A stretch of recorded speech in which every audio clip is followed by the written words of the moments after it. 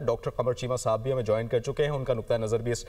پر جان لیتے ہیں۔ ڈاکٹر صاحب، آپ کے وقت کا بہت شکریہ۔ فیلڈ مارشل سید عاصم منیر نے ایوان صدر میں بات کی ہے، غیر رسمی گفتگو کی ہے، انہوں نے میڈیا سے اور کچھ اہم اور امپورٹنٹ جو میسیجز ہیں وہ کنوے کیے ہیں۔ انہوں نے کہا کہ ہم اللہ کے سپاہی ہیں، ہم اللہ کے لیے کام کرتے ہیں۔ انہوں نے بہت سے دیگر موضوعات پر بھی بات کی۔ آپ کا کیا نقطہ نظر ہے اس پر؟ دیکھیے، میں سمجھتا ہوں کہ جو جارڈن کے لیڈرشپ کا پاکستان آنا، یہ دیکھیے میں سمجھتا ہوں پاکستان کی جو ملٹری ڈپلومیسی ہے اس کی یہ کامیابی ہے،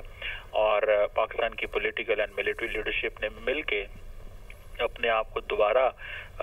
مڈل ایسٹ میں ہم ریلیونٹ ہوئے ہیں۔ ہمارے جو تعلقات ہیں وہ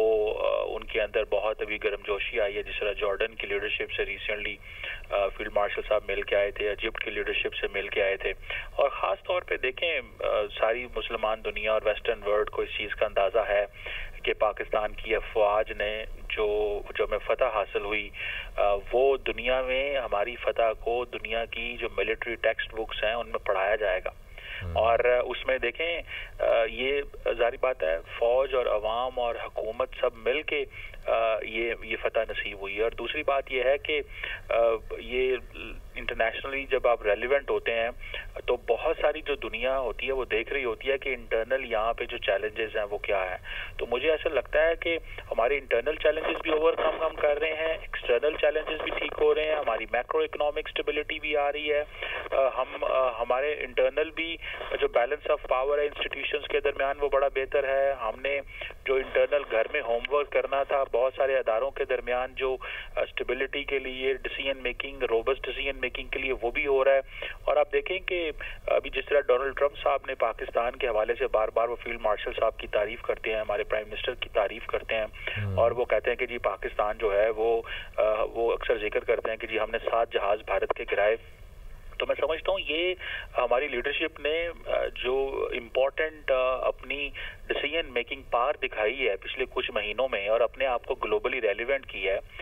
فلسطین اور غزہ کی سچویشن کو بہتر کرنے میں ہمارا بڑا کردار ہے۔ جب شرم الشیخ میں امریکی صدر پوری دنیا کے سامنے ایک بہت بڑے پیس ایگریمنٹ کی بات کر رہے تھے تو ہمارے پرائم منسٹر صاحب کو موقع ملا تھا وہاں پہ بات کرنے کا اور اپنا موقف دینے کا، اور انہوں نے فیلڈ مارشل سید عاصم منیر کا ذکر کیا تھا امریکی صدر نے۔ اور دیکھیں کہ یہ ہے ہماری وہ فتح کہ ہم عرب ممالک کے اندر، مڈل ایسٹ کے اندر جو امن ہے اس میں ہم اپنا کردار ادا کیا، اور پھر سب سے بڑھ کے فلسطینیوں کی زندگیاں بہتر کرنے میں ہمارا جو کردار ہے یہ عالم اسلام بھی دیکھے گی، یہ دنیا بھی دیکھ رہی ہے، اور یہ پاکستانی لوگوں کے لیے بھی بہت امپورٹنٹ چیز ہے کہ یہ ہمارے لیے بہت بڑی کامیابی ہے کہ پاکستان کو دنیا انٹرنیشنل کمیونٹی کس مثبت انداز سے دیکھتی ہے،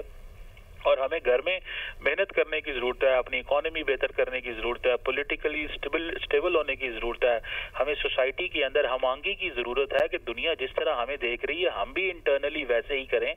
اور میں سمجھتا ہوں اور سینرجی بہت زبردست ہے۔ دیکھیں نا کہ آپ کی جو پولیٹیکل لیڈرشپ اور ملٹری لیڈرشپ کے درمیان